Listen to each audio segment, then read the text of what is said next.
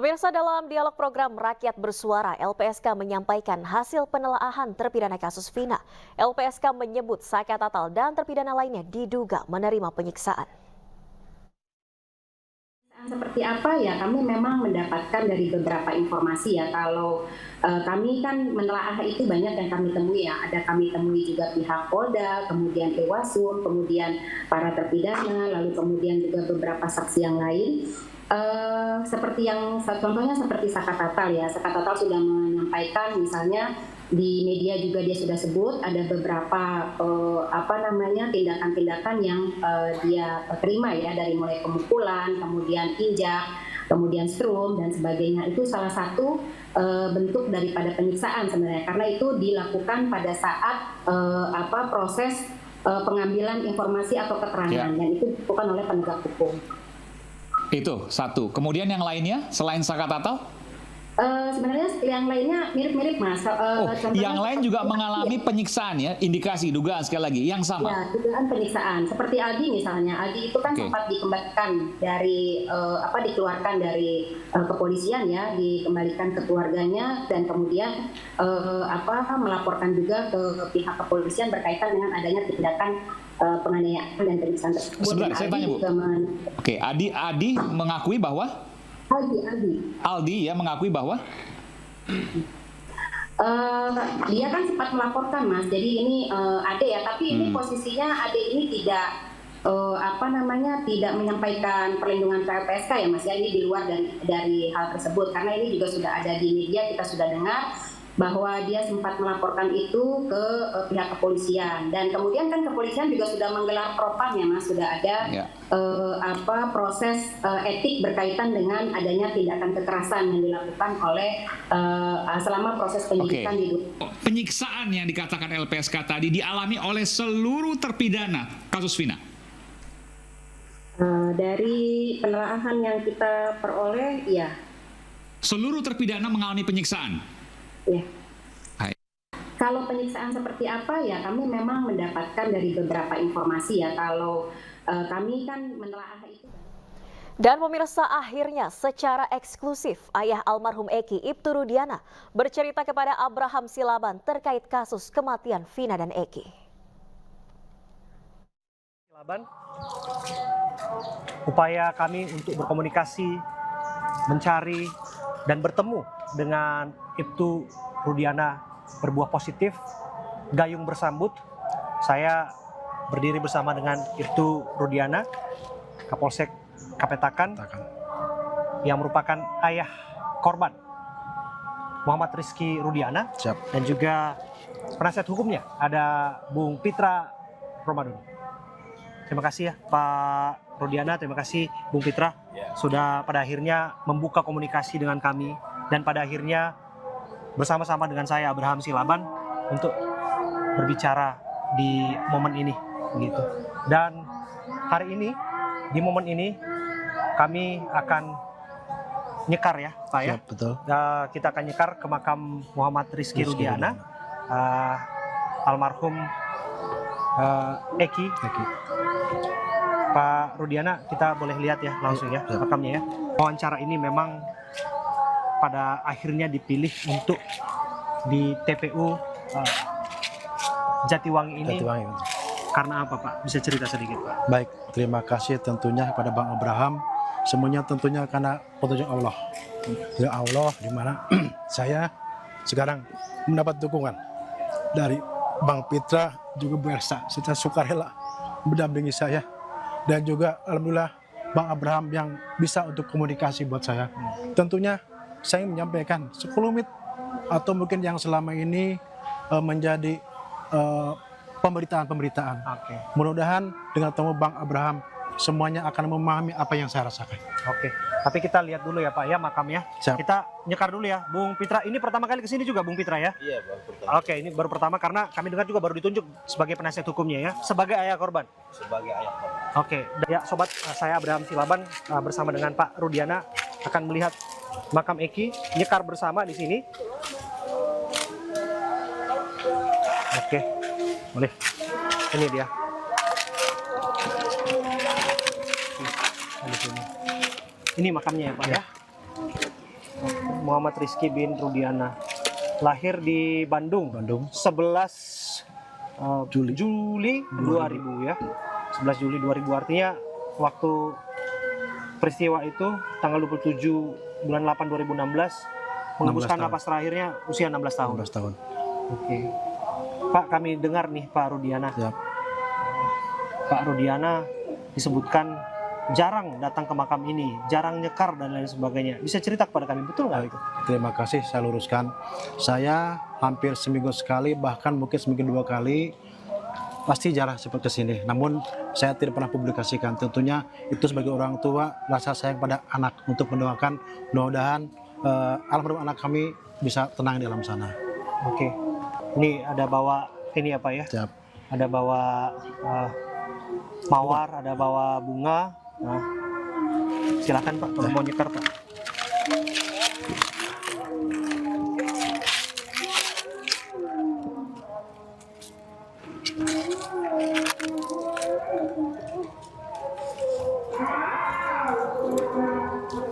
Ya.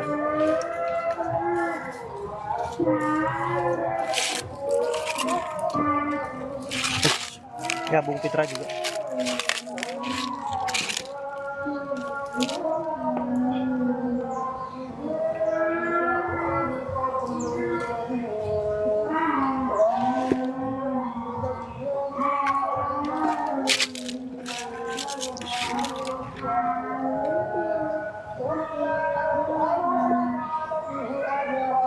Adikku Muhammad Rizky Rudiana,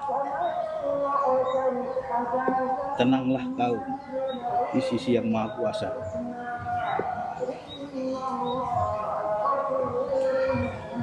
Ayahmu di sini sudah hadir menemuimu, dan saya penasehat yang menjadi pembela keadilan bagimu akan berjuang untuk memberikan rasa keadilan bagi dirimu dan keluargamu dan ayahmu. Tenanglah kau. Ayahmu tahu betapa sakitnya yang kau alami selama hidup.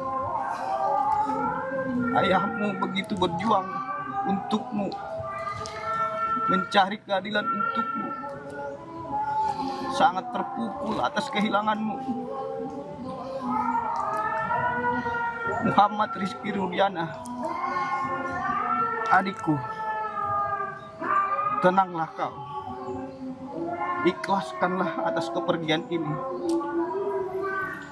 dan kami akan berjuang untukmu sampai akhir hayat keluarga kami. Pak Rudiana, ada yang disampaikan Pak? Baik. Ya Allah, mudah-mudahan anak saya Muhammad Rizky ditenangkan di alam sana. Saya selalu mendoakan mudah-mudahan perjuangan saya sebagai orang tua almarhum dalam menegakkan keadilan menjadi yang terbaik dan juga membuahkan hasil, dan mudah-mudahan anak saya diampuni segala dosa-dosanya serta keluarga yang ditinggalkan menjadi lebih ikhlas atas semua yang harus kami alami dan harus kami terima. Aiki, tenang ya. Mbak sudah 8 tahun ditinggal Aiki. Mbak terus berjuang mencari keadilan buat Aiki. Tenang di sana ya. Tenang di sana. Ya Allah. Tenang di sana Aiki. Astagfirullah. Ya Allah. Ya Allah.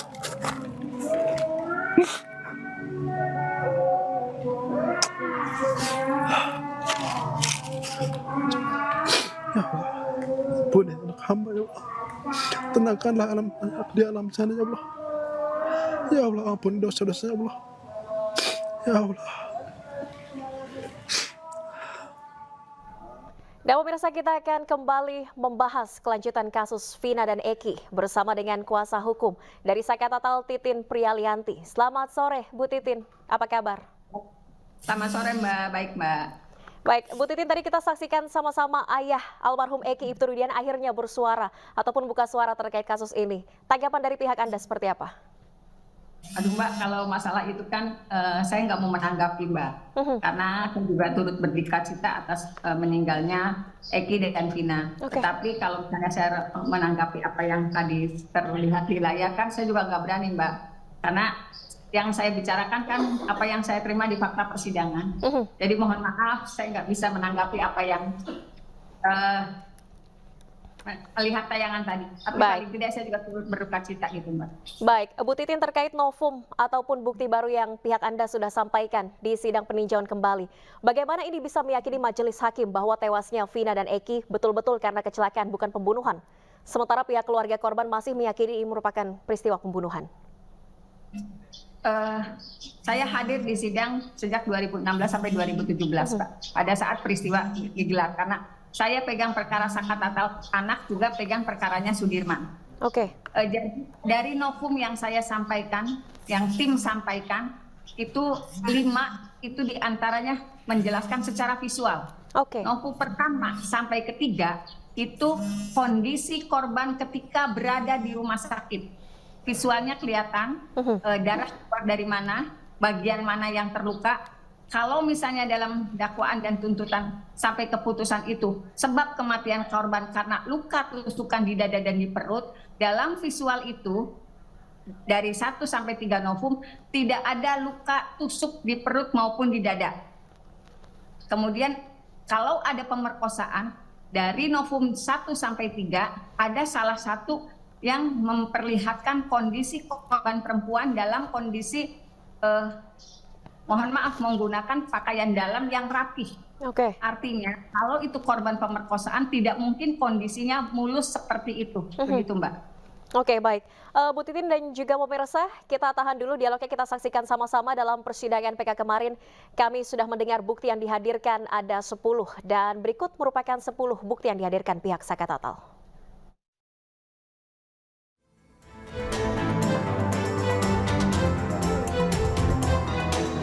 Dalam sidang peninjauan kembali yang digelar di Pengadilan Negeri Cirebon, Sakatatal mengajukan 10 bukti baru.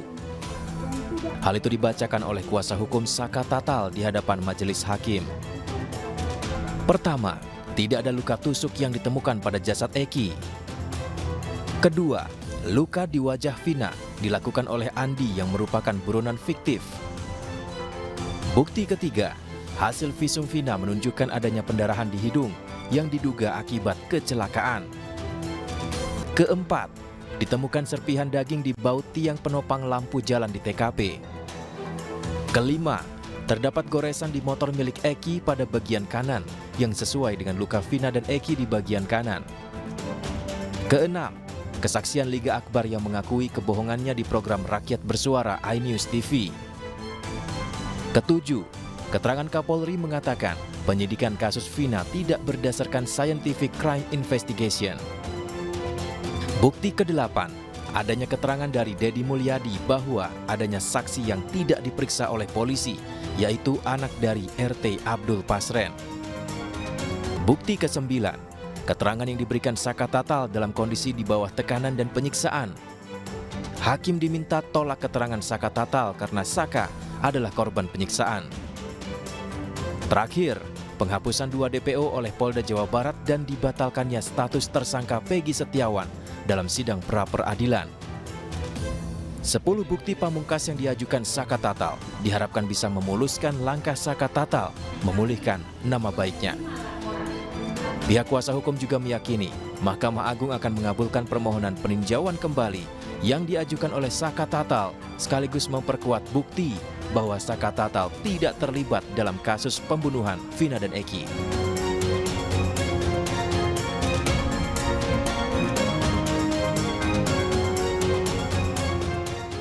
Baik, saya kembali berbincang dengan Bu Titin Aprilianti, kuasa hukum dari Saka Tatal. Bu Titin, dari 10 bukti pamungkas yang dihadirkan pihak Anda, mana yang sama sekali belum pernah terbuka di persidangan 2016? Sebetulnya dari yang yang disampaikan di dalam novum itu memang tidak pernah terbuka, Mbak. Seluruhnya? Tapi namanya baut, adanya daging di baut yang menjadi penampang tiang PJU sebetulnya sudah pernah disampaikan dalam sidang ketika sidang 5 terdakwa. Saat itu anggota dari kepolisian menyatakan ada daging yang tertinggal di baut tiang PJU. Kemudian ada goresan di median jalan yang panjangnya 20 sampai 30 meter, 30 cm. Sebetulnya itu sudah pernah disampaikan, tetapi secara visual itu tidak pernah diperlihatkan.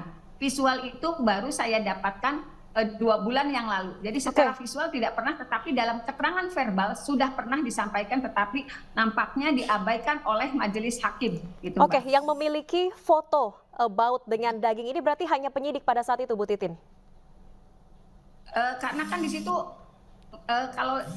kalau ngelihat foto-foto yang beredar waktu itu, Mbak, kan banyak juga yang nonton. Jadi kemungkinan ada juga karena kan ketika mayat satunya sudah meninggal, satunya masih, itu kan kondisinya sudah ramai. Karena di Cirebon sih kan foto-foto pada saat di jalan raya itu beredar dan banyak orang. Gitu. Jadi mungkin penyidik punya, mungkin juga yang lain juga punya. Karena kan ketika di foto-foto kalau orang sedang ada foto-foto mereka kadang-kadang ikutan, Mbak. Jadi mungkin sebenarnya juga ada yang tahu, tapi kan tidak pernah paham itu sebetulnya menjadikan barang bukti atau novum kami gitu pada akhirnya. Oke, selain bukti visual baut dengan daging yang tersangkut ini yang menjadi bukti yang sangat krusial yang baru terbuka sekarang, apa saja mungkin kurangnya bukti visual di persidangan tahun 2016 sehingga majelis hakim menganggap ini merupakan pembunuhan bukan kecelakaan, Bu Titin? Sepertinya banyak, Mbak, sepertinya banyak visual-visual yang tidak ditampilkan. Jangankan visual, Pak, pakaian korban perempuan juga tidak dihadirkan di dalam persidangan. Jadi kan saya melihat kelemahan-kelemahannya itu. Kalau misalnya betul dulu ada pemerkosaan, kan seharusnya ada pakaian dalam atau pakaian korban yang disajikan di persidangan. Tetapi memang pakaian perempuan itu tidak dihadirkan di persidangan, Mbak. Oke, baik. Bu Titin, selain 10 novum yang sudah disampaikan pihak Anda, siapa nanti saksi yang akan dihadirkan untuk bisa memperkuat bukti baru ini? Kalau saksi tentu saja ada beberapa saksi ahli yang kita sudah meminta kehadirannya, tetapi ada yang sudah konfirmasi, ada yang belum, Mbak. Kemudian saksi-saksi lain yang mungkin kita ada hadirkan, tetapi saya juga tidak bisa menyebutkan siapa saksi yang dihadirkan, dan itu tidak termasuk dalam daftar yang sudah disampaikan di pengadilan. Baik, Bu Titin, kita sama-sama nantikan kelanjutan dari sidang peninjauan kembali Saka Tatal pada Jumat esok. Semoga kasus ini terbuka secara terang benderang. Terima kasih banyak Bu Titin Aprilianti telah bergabung di Aini Sore. Sehat selalu.